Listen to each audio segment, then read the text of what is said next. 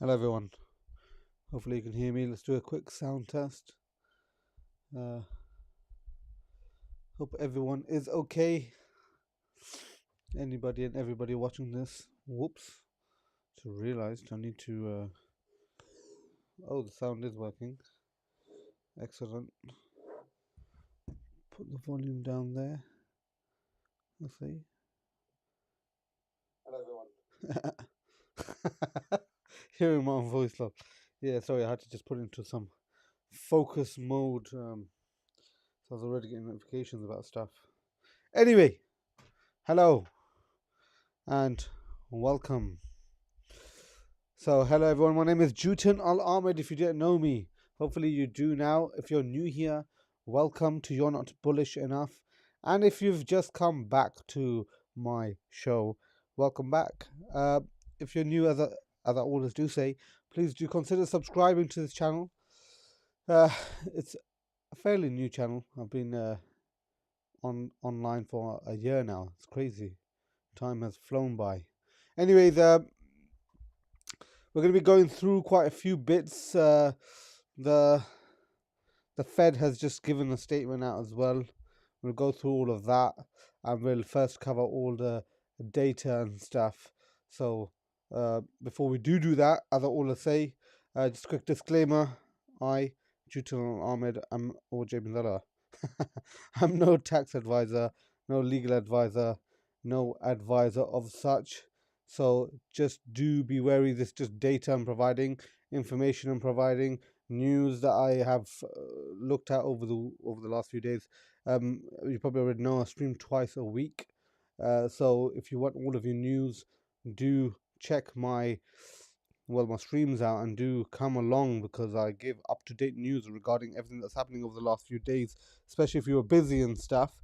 I don't know, you were working or whatever, and you just want a quick update of what's going on in the Bitcoin space and the crypto space, and just more about crypto assets and stuff rather than the whole of the financial stock, even though some of these things do affect the stock market. We'll be discussing that today because of obviously, hopefully everybody does know something called DeepSeek that's come out. We'll cover that. Anyways, let me just share my laptop screen and let's go over everything. Just in case you guys don't know, this is my website. JBINZALA.xyz. There's quite a few stuff on here that you can browse through. I'm partnered with Tangem. They basically sell, and I also sell on my website, self-custody cold wallets. Something to look into if you're brand new and you're just trying to understand more about crypto and Web3. Okay, I've got a lot of other stuff like articles and stuff to help you out. Yeah. I also have discount affiliate link. So if you click there, you'll go into this page, and it's got affiliate links and stuff here, so you can go and check what hardware wallets I have or that I'm affiliated with. You can say it's a good place to look at. Then I also have my asset portfolio. If anybody's interested, oh, what does JBINZALA invest in? Who is this guy? What does he invest in? Stuff like that. I show my crypto portfolio, what percentage I invest in, and obviously the stock market as well. So do have a look at that if you're interested, right? I am basically all things. This whole channel on YouTube is dedicated to crypto assets, finance guides, and how-to stuff for you, and to benefit new beginners, especially to help them transition into the space, because I know I struggled when I was new, and I've lost thousands of pounds when I was new. And that comes into this. All my education on YouTube is for free. So do watch other videos on my channel, actual pre-recorded videos. Do watch them, they'll most likely benefit you, especially if you're new and trying to grasp what is this whole Web3 and crypto space, right? And just to clarify, Bitcoin and crypto is different. I always say this because Bitcoin is the future, in my opinion. Crypto, there's definitely a utility for it. Even though basically I don't fit the criteria of being a maxi, but I'm all in for Bitcoin. That's the best asset, in my opinion, in the world. Anyways, if you do struggle or whatever and you still have further questions, then I basically do one-on-one consultations. Well, you can probably see down below there, it says need one-on-one help. Basically, these one-on-one consultations, it's more of if you have an individual problem or if you want to go through inheritance planning and stuff like this. My background's in cybersecurity. Uh, well, anyway, so I've got consultation that you can book here and further support. In addition, just to add on, I accept Lightning and Bitcoin payments on my website. I've got a whole guide here if you ever wanted to pay with Bitcoin. I don't. That obviously it'd probably be with you being experienced already, but you wanted further advice on no inheritance and stuff like this. Yeah. Anywho, let's go on to NOSTR. So, sorry, there we go. Let's go into my profile there. If you don't know what NOSTR is a decentralized social media platform. It's a protocol, actually. NOSTR is, and this UI here, the primal.net, is a UI for the Nostrum protocol. It's excellent. It's probably the easiest way to get people into Bitcoin because there's something called a lightning address, which is here. You could, for example, just scan this now and give me Satoshis, some sats, and they'll come directly to me. It's peer to peer, right? Straight. It's awesome. But yeah, do follow me on this and do create an account. It's something that you probably benefit from in the future. Do watch my video regarding Nostra and how to actually do that if you're interested. I did want to cover uh, one thing before I actually go onto the Bitcoin data and stuff. So basically, there's this account called BTC Frame, and the creator of BTC Frame is this person here, Bitcoin Limit. I'm just giving a shout out. This ain't paid or nothing like that. This guy's project is amazing to the extent I'm actually using his dashboard on my streams now. So thank you, Bitcoin Limit. Sadly, I can't thank him with actual Bitcoin because it's gone. I'll come to it, but basically, yeah. So here's the software engineer that's created this. There's basically a Bitcoin frame that you can that has 21 dashboards, and it gives so much data. It's amazing, right? This is his account and stuff here. But look, just a few examples here. This is a proper live video. I don't really want to put sound, but yeah, it changes it so you can see that there. Hopefully, you can see that. Whoops. I wonder if I make it full screen. Can you see that? No, you can't. That's gone into something else, lol. You saw my whole background on my MacBook. But anyway, uh, let's go on to the actual product, right? So if you go onto his website, which is BTC Frame, he's got a view dashboard. That's what I use. And he's also got this auction going on right now. He's literally just auctioned the first edition, the one that he was actually doing a recent development on. The 24.5-inch matte display, 2K resolution, stuff, Wi-Fi, whatever. Basically, it's a very neat product. I wonder if I can. No, I can't. So if I click on participate in auction, it goes on to scarcity. Sorry, scarce.city. This is basically. I've never used this, by the way, scarce.city. So he trusts them, so I guess yeah, it's something to trust. But I saw it looks like a bit like eBay, but you do it basically with Bitcoin, right? With Satoshis. Very interesting. But yeah, he's basically listed this, and this is what I'm talking about. There's dashboards here. Awesome product. It's basically something that you can frame and have. And what I was talking about here, that I was hoping that I could buy this.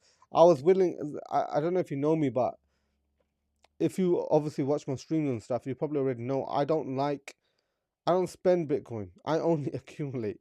Okay, I don't want to spend Bitcoin. Uh, I don't even know if I ever. There's only one thing I've spent Bitcoin on. Okay, and that was literally on the Primal account, and that's only because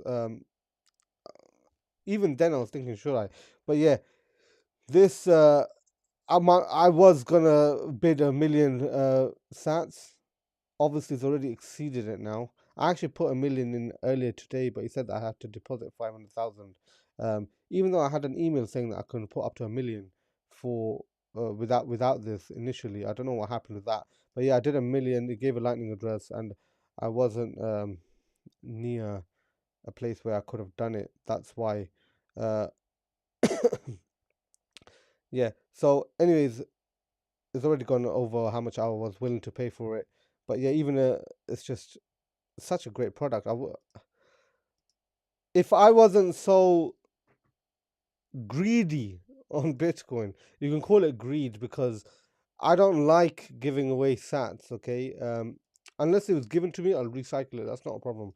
What I mean is the hard-earned fiat to the I transfer for sats. I don't like giving that away. And this isn't really giving away. I know I'm buying something, and it's this collector's edition. It's just I can't justify it in my mind. That's all it is. But yeah, I was what do you call it? That's the funny thing. I'm happy to give away fiat because I see fiat as a dirty money. I'm cleansing it, but Bitcoin, it's the purest form. Anyway, it's gone above that. But if you guys did want to bid on this, it's definitely something to look into. Okay, the auction ends in 23 hours. Beautiful. These two are going at it. Anyway, great product. Anyways, let's go on to the actual data and what people are here for. So, over the last day, right? Looks like it looks green, but it hasn't been green. Today has been very red. Just over the last half an hour since Fed gave some announcements out, the basic markets just flipped.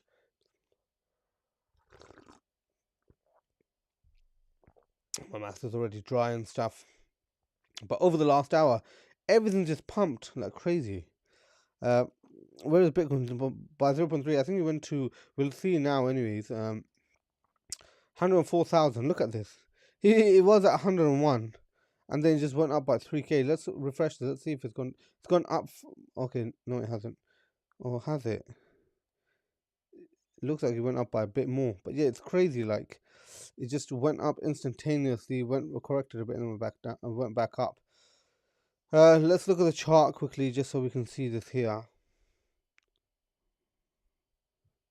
Bitcoin. There we go. So yeah, it corrected a bit and it's just gone back up. Look at this correction, and this is why I'm wearing this, by the way. Hopefully you can see. Buy the dip. I'm wearing that because yeah, you should have bought the dip here. If everybody knows Bitcoiners, we only buy the dip, lol. We always buy the dip. It's just whatever you can put in, you buy the dip. Do you get what I mean?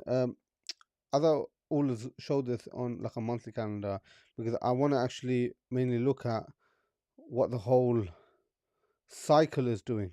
So I believe in the 4-year cycle. You probably do as well. Has it topped? I don't know. I don't think so. Look at this. If it goes up for another 2-3 months, I think I thought it'd go much higher, but I don't know. We'll see. I'm actually eager to see as well. There's been a lot of FUD about the whole thing that this is all going to crash. I don't know if that's going to happen. It seems a bit early for that to happen, right? I personally feel that it seems a bit early for it to crash. You could argue from 17k or 15k or whatever, it's been a bull market. You can argue that. So when was that? Right. Let's press X there. December 2022. It's already been 2 years of a full bull market. You could argue that. I wouldn't though. I still expect it to go much higher because that doesn't make sense. It's only doubled, right? It hasn't even doubled from the last all-time high. I don't know. We'll find out. By the way, I don't really give any TA technical analysis or anything like that. I'm just providing you data, okay? So this is the Bitcoin rainbow price chart. Let's refresh this as well. It should have been refreshed, but yeah, we're still in the accumulation stage. I think this is going to be there forever, isn't it? Question is I'm actually interested. Are we going to have to sell at the hodl stage? I don't know. Do I sell Bitcoin? No, I don't. Are you going to sell Bitcoin? You probably, hopefully you don't. But if you're trying to short it, then you probably will. Let's have a look at the Bitcoin monthly returns. 9%. Last stream it was 11%, so it's already decreased by 2. January we've got 1 or 2 days left. It's 29th of January today. 29th, 30th, 31st.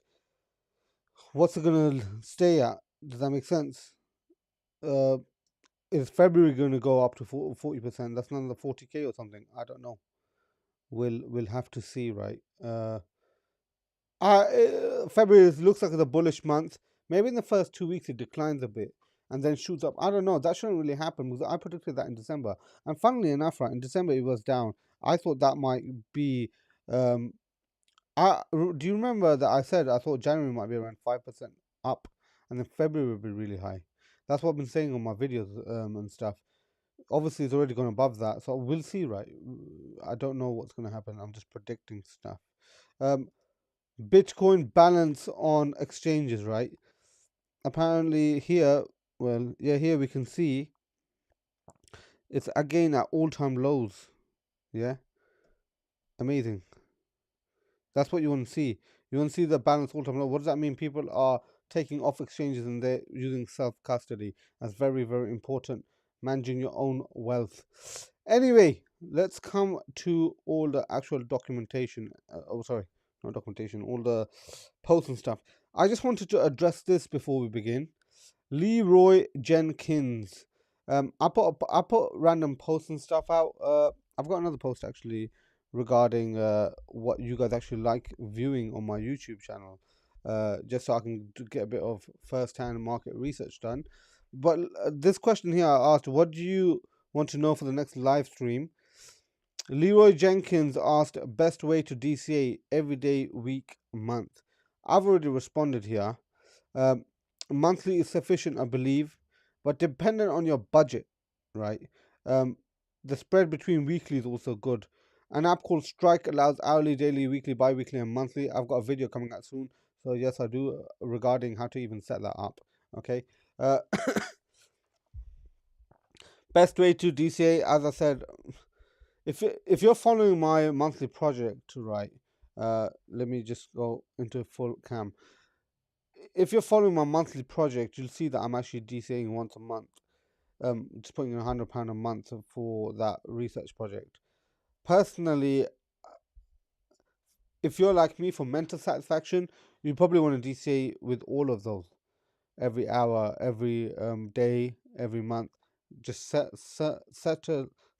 separate transactions just happening automatically. If you're like me, you would probably do that. But the best way, if you're on a budget, say £100, once a month, you can even do that twice a month. So bi-weekly, excellent way to DCA.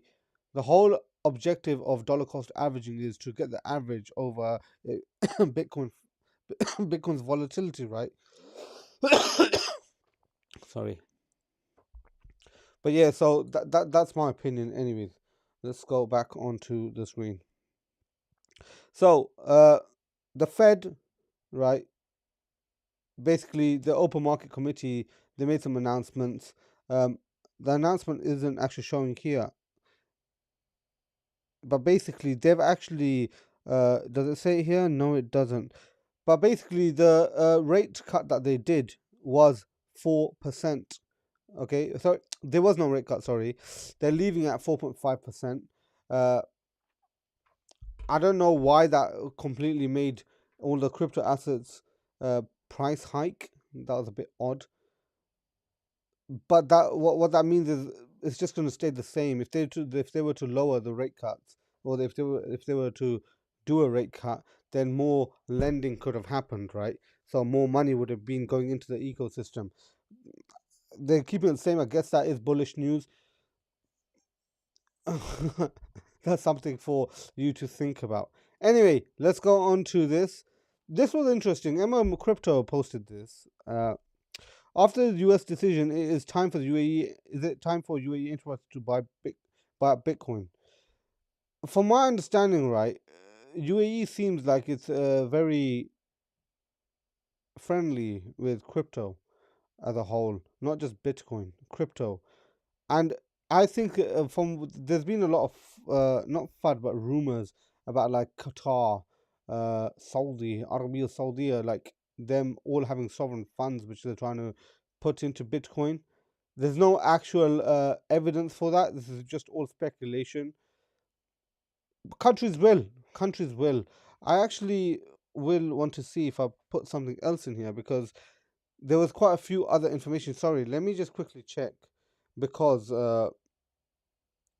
it's actually pretty important that I add that into this video. Sorry.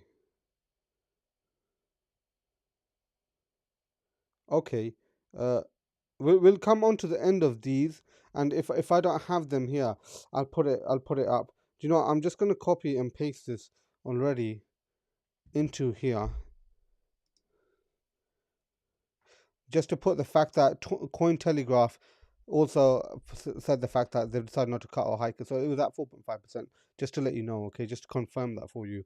Um, but anyway, this was interesting. Arkham, if you don't know what Arkham is, it's basically a tool where you can see all wallets and where all transaction stuff are going. Gives it in this nice UI looking way. This obviously looks a bit disgusting. There's like so many little dots and stuff. But basically, BlackRock bought 1 billion of Bitcoin this week. Now they hold 2.7% of the whole total supply of Bitcoin. That's crazy. Okay, again, I need to full screen this. Why do I say a big statement like that's crazy? I need to have a sip of my tea because it's gonna be me having a bit of a rant.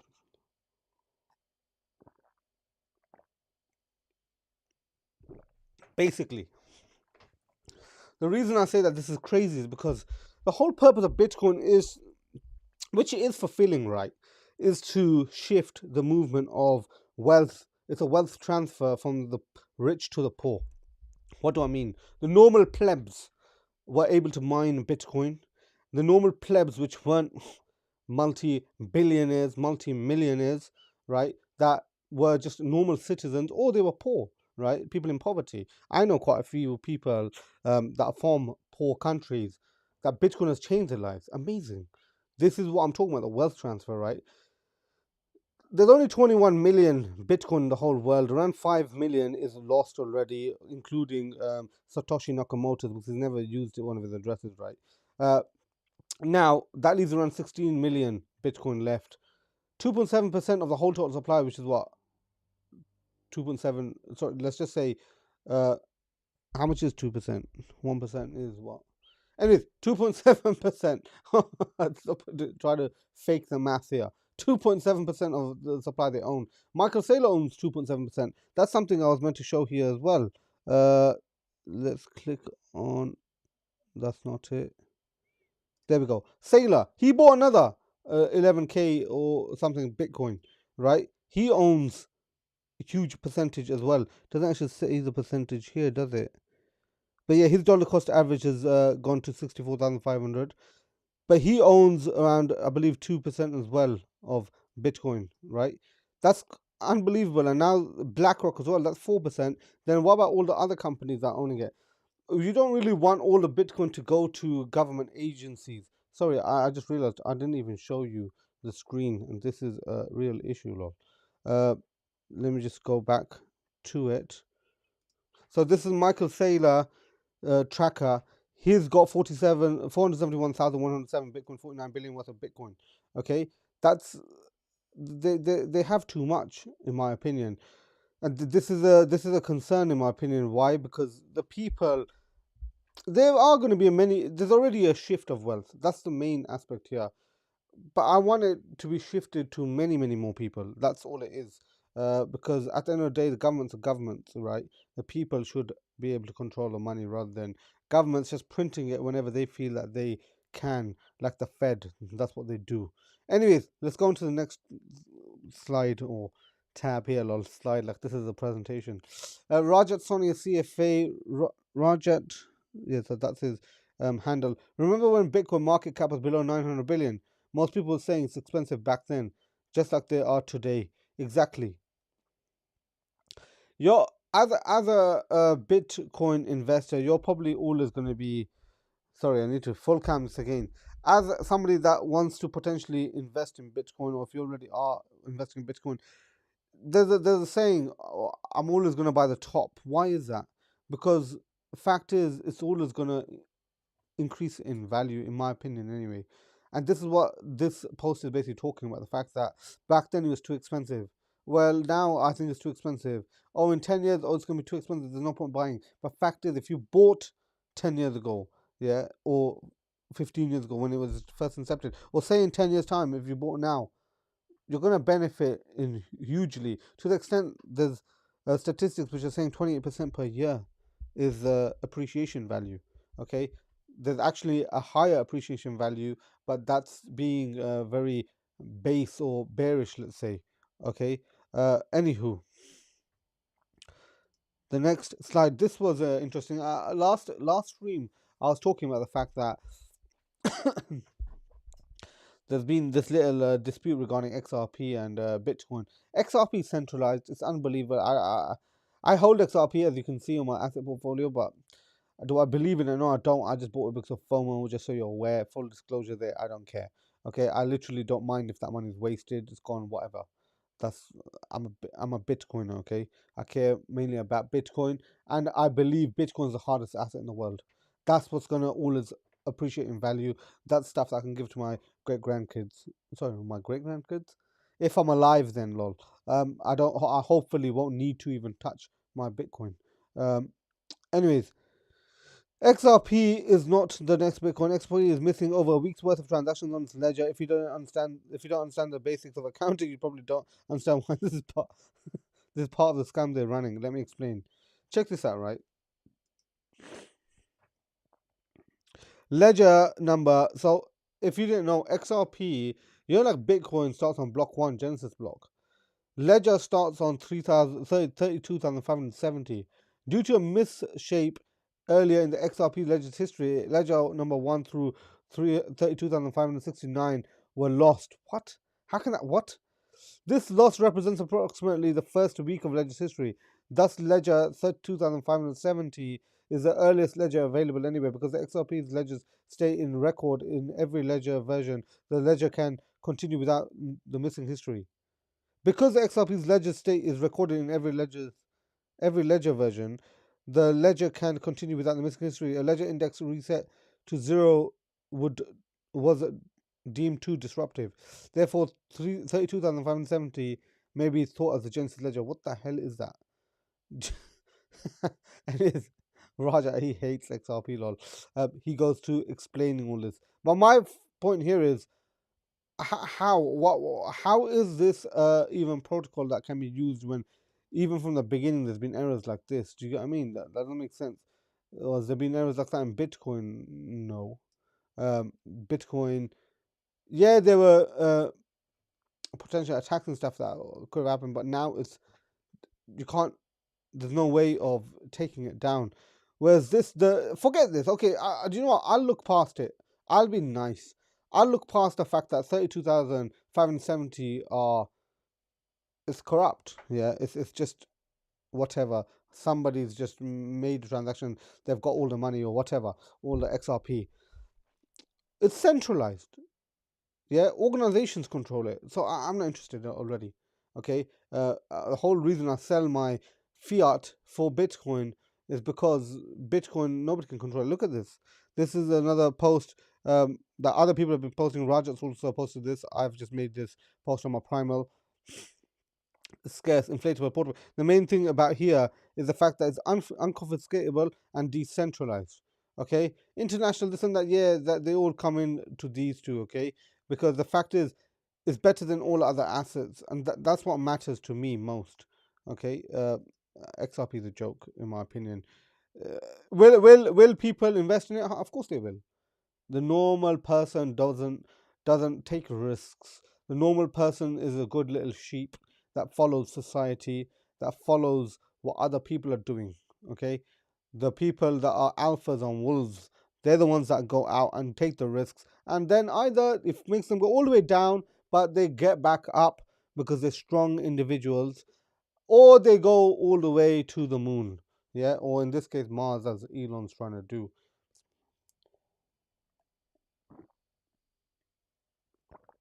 But yeah, that's just my opinion. Anyways, Alistair Milne, January 20th. Okay, so this was interesting, right? If you don't know what DeepSeek is, I'm going to come to it in a second. DeepSeek quietly releases the R1 model and open source it. January 22nd, Trump announces $500 billion investment in AI, aiming to make US the AI superpower. January 23rd, Nvidia stock closed all-time highs again. And then January 24th, today. So that was on the day that it posted. That was 5 days ago. Everyone realized DeepSeek R1 is open source and uses 1/26 of the resources. So there's actual articles here, right? Basically, China released uh, a AI model called DeepSeek, and the worst bit is they only spent around 6 million to make it, compared to the billions that are invested in like Meta, Microsoft, or X or whatever, right? They only spent six. Okay, they only sent 6 million. Let me just do a control, not control. Lol, I'm talking about Mac here. No, the last thing I searched was CAS. 6 million. Let's type that in. There we go. 6 million. Just to give you a sense of DeepSeek's efficiency, the company claims it trained its model for less than 6 million, in comparison to billions. I'm not talking about two, three, four. I'm talking about 100 billion compared to 6 million. And the smasher is using only about 2,000 chips. That's an order of magnitude less money than what Meta, for example, spent on its training. It spent on training its latest systems, which use more than 16,000 chips. Now, DeepSeek's cost estimate almost certainly only captures the marginal cost. It ignores the expenditures on building the data centers, buying the chips in the first place, and hiring a large technical team. But regardless, it's clear that DeepSeek. And the thing is about DeepSeek, right? I don't know if you guys have downloaded it and tried to use it. There's a lot of privacy issues regarding it. Let me just go. There's a lot of privacy issues regarding this DeepSeek stuff. Apparently, it collects all the data and then takes it to like a data center in China. As does the US, as does the UK, as does every country. They collect the data and they use that data because data is valuable. That personal data and sensitive data is what they use, and you just accept it. Every time I've got an iPhone here, right? I'll just the fact that I even register my name and date of birth, whatever, on this, they've got that data and they're probably selling it, even if they say they're not. I don't believe for 1 second that they're not selling it. I don't believe anyone. I don't trust anyone. I've got trust issues. Lol, this is psychological. This is a therapy session, isn't it? Lol. But yeah, anyways, I personally believe.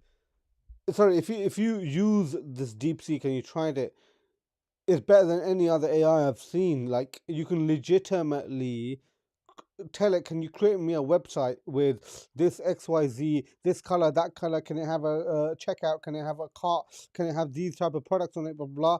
It'll write you the code for all of it, and you literally copy and paste it and host it. Obviously, you can do some edits on how you want it, or tell it to edit further. But it's that good.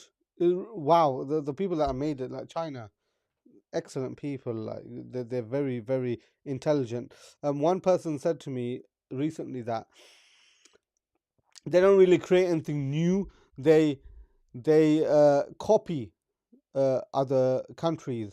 Other countries discover and create new tech, and then they copy it and make it the best. Well, what does Apple do? Yeah, Apple copies other tech, and then they let other tech companies make stuff, and then they think, okay, how can I make this the best? That's what they do. That's basically what China's done. China is obviously notorious for copying and making fakes, but at the end of the day, that's just what they do. They've got 1.5 billion people or something like that in their country. They're their own little environment. We are outsiders just talking about them and just looking at them. Oh yeah, I think I'm better than you. But fact is, why is there so much competition like that? I get, yeah, you don't want to be controlled by one entity, but my point here is like there's so much hatred.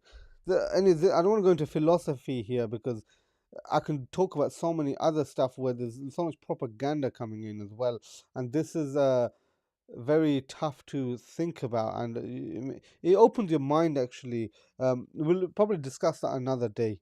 Anyway, let's go on to the next topic here or slide. Check this out. I can't have the sound going there. I'm gonna pause that. I'm gonna put that in the beginning. Pause it. Documenting Bitcoin.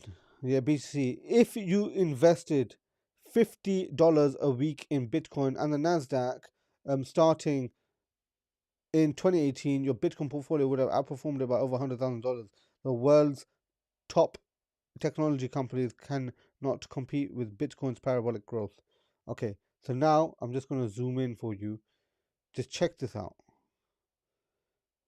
And now obviously it's not going to load properly, is it? Because I need to look at it. Okay, yeah, check that out. Wow. I love charts like this. I love it when it shows stuff like this. Look at BTC DCA value. You've only put in $5,000, 7,000. Yeah, the DCA value. Sorry, Bitcoin price, number of weeks, amount invested. You've only put in 7,000. Bitcoin's gone to 50K. Do you know what's amazing, right? The reason I found this very interesting.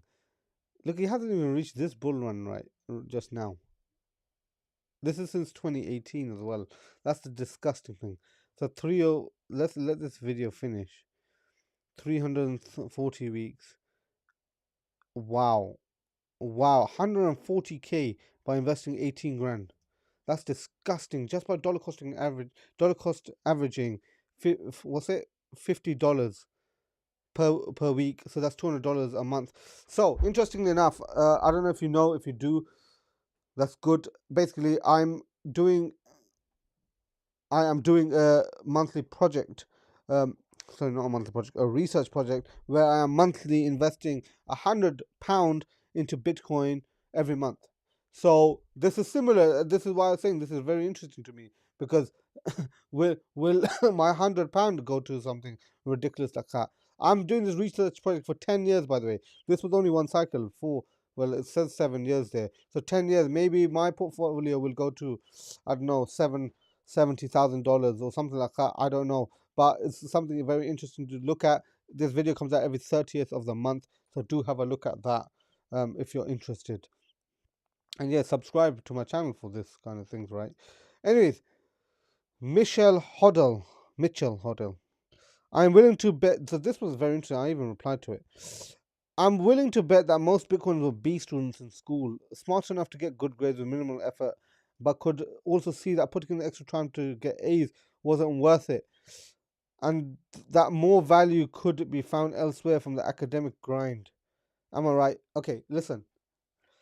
Let me talk about my comment. Actually, I'll come to my comment. What's my opinion on academics? I completely agree with academics. I believe that we need academics in the world on specific subjects, right?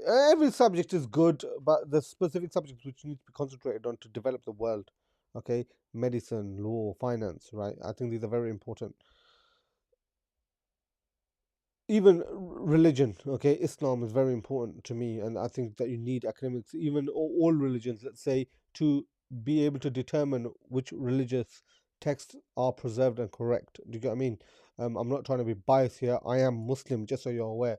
I think documentations are very important.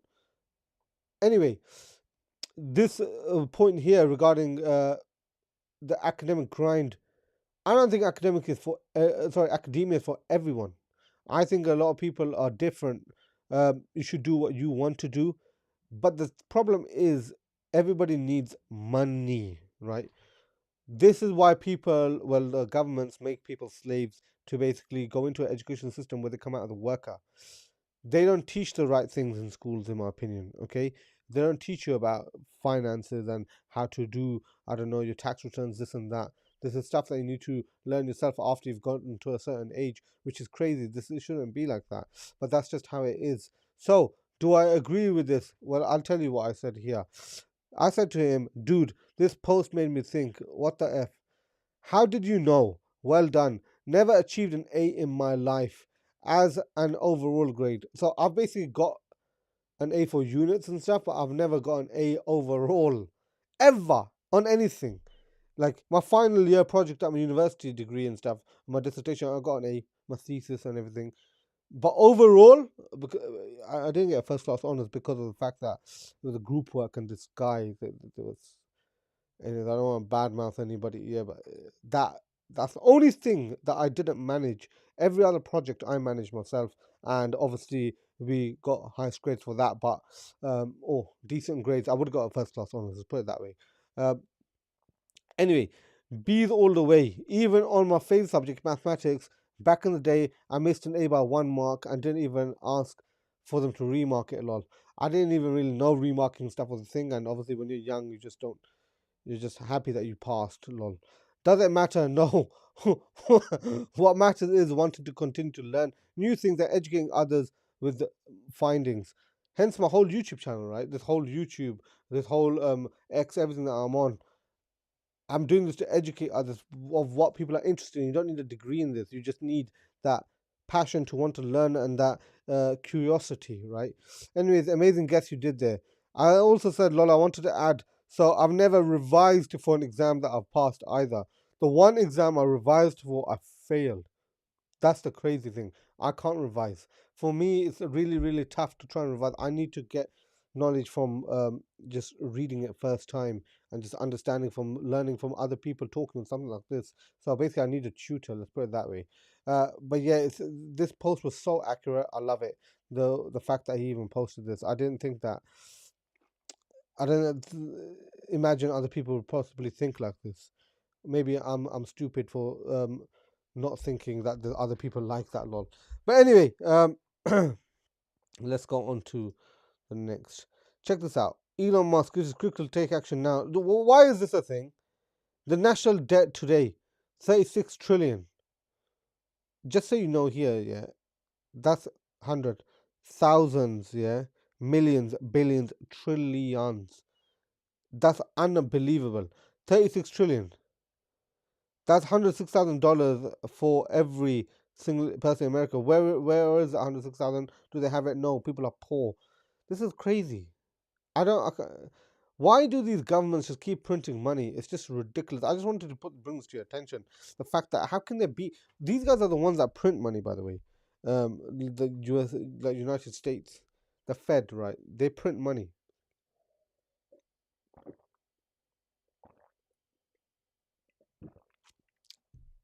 How can they get to a stage where they're in 36 trillion debt? It's just unbelievable. It just doesn't make no sense. It's just, where is that money going? That's what I want to know, right? They're going to say stuff, but obviously this is what Doge is about, isn't it? The Department of Efficiency, Department of Government Efficiency. That's it. Anyways, we'll see what they do. This was something interesting. So this is U.S. patents. Basically, Tangem. If you don't know what Tangem is, let me just quickly go onto my website. Tangem. So obviously, I'm a partner with them, but basically, they're the first company that I've ever done crypto uh, cold wallet rings. I've actually ordered another one that's going to be coming next month. I'm going to be making a video of that. I've already got another one. It's just too big for me, so I just don't wear it. So I've got another one that's coming. Um, yeah. So this company, they basically filed another patent, and this one was for. I will just read the abstract so you will get an idea. Hopefully, I can zoom in there. I don't know what's happened. Um, okay. So yeah, Tangem is the applicant. Systems and methods for transferring secret data via an untrusted intermediary device. What that basically means. So I thought this was regarding something called Tangem Pay that they partnered with Visa that they're trying to get done, but this wasn't apparently. This was only filed. Sorry, patent was done yesterday. Okay, just so you're aware. But what's interesting is this is basically I was told that it's for their just the way they use the technology for their phone and transferring the seed phrase and stuff. Okay, so abstract techniques described herein relate to a method for transmitting secret information, which is the private key, right, the seed phrase, to a trusted device via an untrusted intermediate device. What does that mean? Transferring. So if you don't know how Tangent works, what you would do is you get, like, for example, the ring. You tap it on your phone to show the fact that you need to watch my Tangent setup video. You'll completely understand exactly what this is. But basically, the private key is generated on the device and transmitted to the ring. Okay, that's basically what this is basically a patent for, and it looks like it's been granted, right? Date of patent, and it's just been granted. So they've had this product for a while. Patents took a while to get granted, don't they? Look, filed in September 2023, and it's been granted now. That's what it looks like to me. Okay, they've got another patent as well. But anyways, the reason I thought that this might be related to the Visa card is because of this here. Yeah, but that's just an NFC chip. So what it is look at this. There's backup cards. You basically use a mobile phone. That's the untrusted intermediate device, but it transfers the private key securely to replicate it onto the other devices. And there's a whole. This is a huge documentation. It gives exactly how it's done. Amazing. So they've got patent for it now. So that's really good work. Well done, Tangem. I love Tangem. They're a great company. If you are interested in getting a Tangem, do use my discount code. You can buy it directly off my website if you want, or you can buy it off Tangem directly. Check this out. Use code JBINZALA on checkout for 10% off your whole order at JBINZALA store or the Tangem website. So if you go onto my store here, let's even. I'm not going to click there. Let's click onto enter my store. You don't even need to type it in there, right? Obviously, I've got quite a few products and stuff, but here you can go on to self-custody, right? Tangem. I've got the ring and stuff for sale here. You can buy that off on this and use the code JBINZALA, or as written here, you can directly basically click on their website and it'll take it to their website with my code here. Okay, JBINZALA. That's what it'll fill it up with, and you'll get 10% off their products. And obviously, they've got quite a few more stuff, and they've got other editions of whatever you can purchase like that. So yeah, go for it. Have fun doing that. Just so you know, obviously, I am a partner with them, so I do benefit from that too. Just to let you know there. Anywho, let's go on to the next part here. Michael, this is a Sailor Saturn. It's not actual. It's Michael Saylor's actual X account. It's interesting. This guy said here, start with small milestones. Get 0.01 Bitcoin first. What's that? That's 1 million sats. Get 1 million sats first. Some people are buying art for 1 million sats. Lol. Yeah. Just put that out there. Let me refresh that. I want to see if it's gone up. No, it hasn't. 1.1 million sats looks like is the price. He might win. What's he going to do with it? Is he going to frame it in his house? I don't know. But yeah, anyway. And then 0.1 Bitcoin. That's going to be unobtainable for some people soon. That's like $10,000, yeah? Let's just say like £8,000. That's a lot of money for some people, right? It's going to be unobtainable. Then eventually 1 Bitcoin. I don't think people are going to even be able to be a whole coiner soon. Unless you're already wealthy. How are you going to be a whole coiner if you don't have, say Bitcoin goes to $500,000? How are you going to buy a Bitcoin? Well, you can sell your house to buy Bitcoin. Where are you going to live? Do you even have a house? Do you have a mortgage on your house? If you do, then you're not wealthy, are you? Fact is, how are you going to obtain a Bitcoin in the future? You're not. That's the truth. And do you know, I need to again just put a bit more emphasis on this. If you're not accumulating now for the next 10, 15 years, you're really lacking on generational wealth accumulation. This is the issue here. How are you ever going to even get to 0.1 Bitcoin? 0.1 Bitcoin is going to be 100K soon. Do you get what I mean? 0.01, that's going to be 10K. Do you have that disposable income to put in Bitcoin? Maybe you want to go on a holiday. That's what you prefer. Do you care about your children's future? I'm talking to you if you're not a wealthy individual. If you're a wealthy individual, obviously you can allocate 40% of your portfolio into that. Yeah, great. That's an asset. If it gets lost, 40% of your net worth's gone, but at the end of the day, you still have 60% to fall upon, right? That's very risky, but this asset's really good in the performance that it's been doing for quite a while now, 16 years. So maybe, yeah, that is the right way to go. Or maybe if you become a max, you put in 100% of your net worth. Would you do that? Obviously, a lot of people wouldn't, because why would you? If you have multi-millions, why would you put in your whole net worth into it when you can just still enjoy life and do other stuff? Why not go into the Bitcoin standard? Okay, what do I mean? Use Bitcoin for everything. There's so many different avenues that you can go through, right? Once you study Bitcoin, you'll understand that Bitcoin is the way. That's the best way to save. It's the best way to actually even spend money. Problem is, the only reason that I'm accumulating and stuff right now is because I can't spend it. Because at the end of the day, I'm going to probably give it to my great grandkids and stuff like that. We'll find out. Anyways, let's not get into the nitty gritty of me spending Bitcoin. Anyway, Bitcoin inflation. So CryptoTag is a company which is a great company. I've got videos with their products as well. They create seed phrase storage devices, right?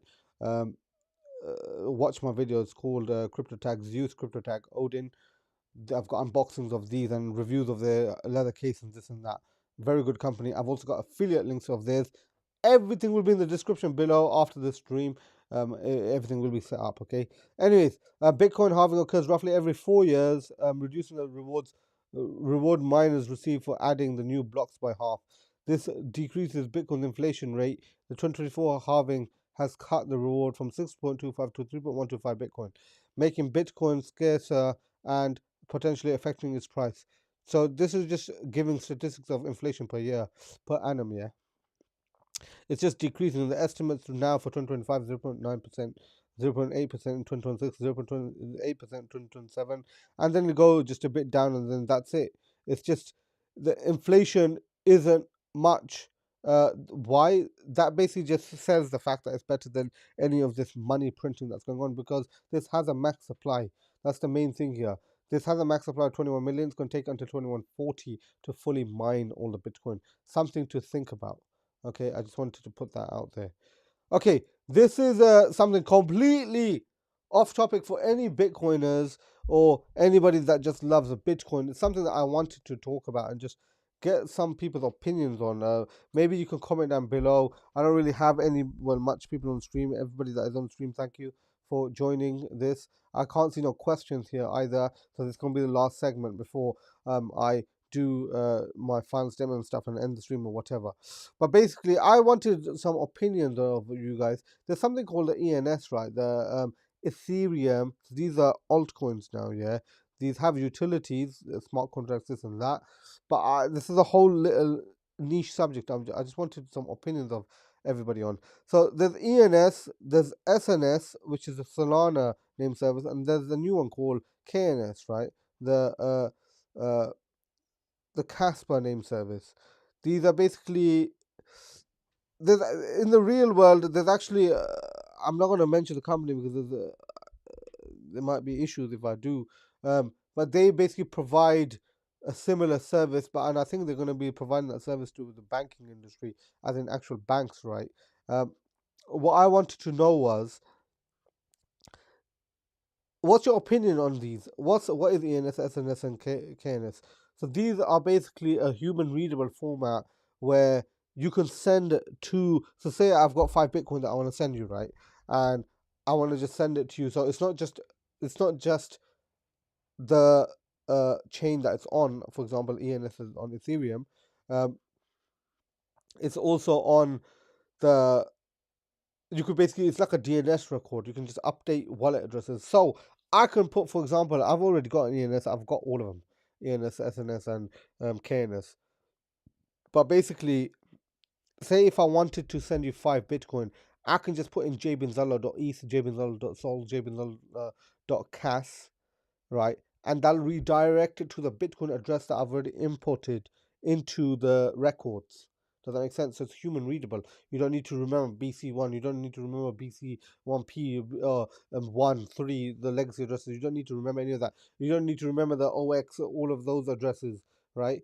It's straight up just jbinzala.eth. It'll redirect it depending on the network that you're trying to send it from.